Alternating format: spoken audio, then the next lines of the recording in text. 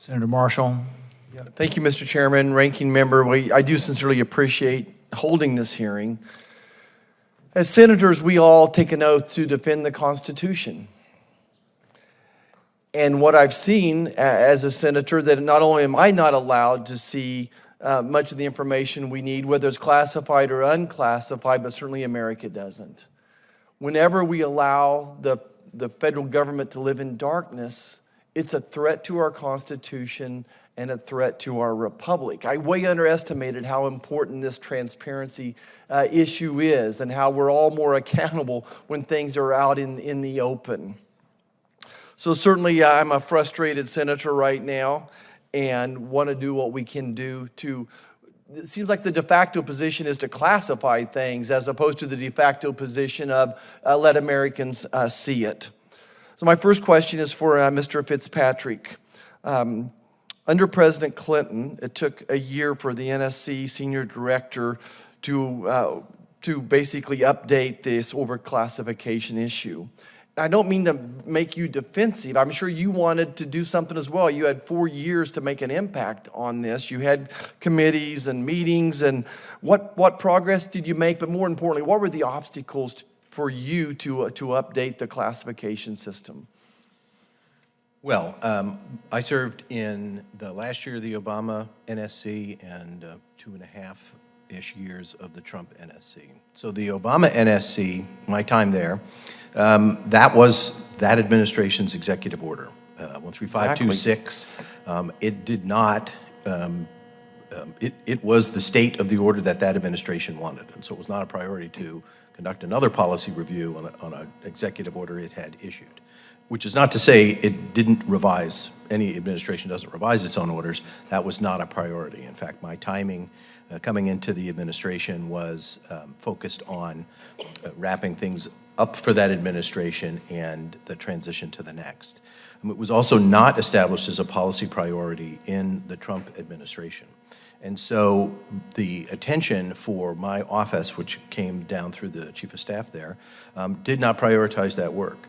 I point this out explicitly and point back to my testimony, which suggests that it will take an external force or a congressional mandate to establish a requirement that the president prioritize this work and report back on specific milestones and outcomes. That example worked, and I used the security clearance reform example in my testimony.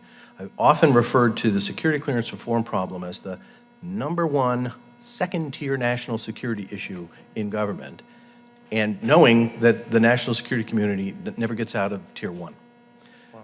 Overclassification, my opinion and estimate, a tier 3 issue. It's not, without somebody, it's a peripheral activity in government. Without somebody taking that and putting it at the center and within the focus of leadership, and you know, when a leader... Is it a priority for this administration, do you think?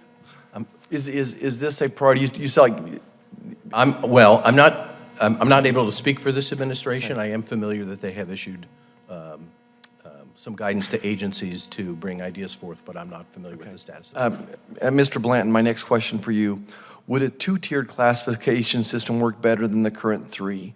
If so, would you force agencies to move all of information currently classified as confidential down to unclassified or unclassified for official use only, as opposed to raising it to secret? Would that diminish overclassification? It's a great question, Senator. My view is we got to disgorge the confidential level material, not just change the label on it. And it goes back to something I mentioned to Chairman Peters at the very beginning. Yesterday, inspired by Liza's optimistic belief in machine learning, I asked ChatGPT your question. There you go. How should we modernize this nation's information security system? I've been waiting for this. And let me tell you, answer number 1. This system is way too simple. It doesn't even begin to comprehend the multiple threats that we face, such as in cyber, the limited number of labels, we need more of them, and then it ended with an error message. So we tasked it again. Second time, ChatGPT says, no, the problem with the security classification systems is there's 3 levels of secrecy. There should only be 2, secret and top secret. Didn't get an error message after that. I think they've been listening to the So Public Interest Declass Board. this system agrees with Senator Marshall, it sounds like. All I right. think the problem there is just simply the bureaucratic imperative, and that we've all heard about. From, Thank you so much. I'm going to go back to Mr. Fitzpatrick. Why has ISO been so ineffective overseeing the classification system and holding agencies accountable for overclassification? I think it's challenged on a resource basis. In order to actually oversee the activities of the classification system, it's necessary to measure them, which ISO does, but it's also necessary to go and visit agencies and conduct inspections and see exactly how the numbers that come back in reports are arrived at by the agencies. And the staffing levels of ISO has been reduced to a point where it cannot do that effectively. Okay. My next question, I'll go back to you, Mr. Fitzpatrick, and others can chime in if they want to add to this. How can we ensure the United States government releases all the JFK records in our lifetime? This seems to be the bar that America is like, if this is shrouded in secrecy, this sad chapter of America's life, if this is shrouded in secrecy, everything else is as well. I suppose a review of those statutory requirements in that law, in light of the releases that have come and the withholding that has resulted from that guidance, might produce a different set of criteria to force the outcome that you state. Mr. Eddington, would you add anything? Senator, you and your colleagues have the power, if necessary, to provide additional funding if that's a problem. I don't know whether that's necessarily the case or not, but if there is any doubt as to whether or not additional information is out there, give them a drop-dead deadline. You know, I think that Tom and I have a mind meld on the Vulcan-type mind meld on this practically. Give them an absolute deadline on this stuff.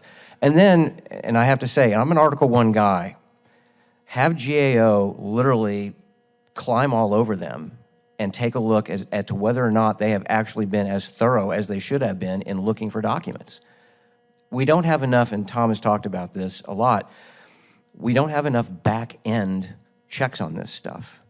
This is why we have a problem with surveillance in this country. I hate to keep coming back to this. I know this is supposed to be about dealing with the classification system, but there's almost never enough back-end checks on this stuff, and not enough auditing. And that's one of the reasons why a lot of times you all end up legislating in the dark. You have an opportunity to fix that here, if you choose. Thank you, Mr. Chairman. Thank you. Thanks so much to the panel. Great answers.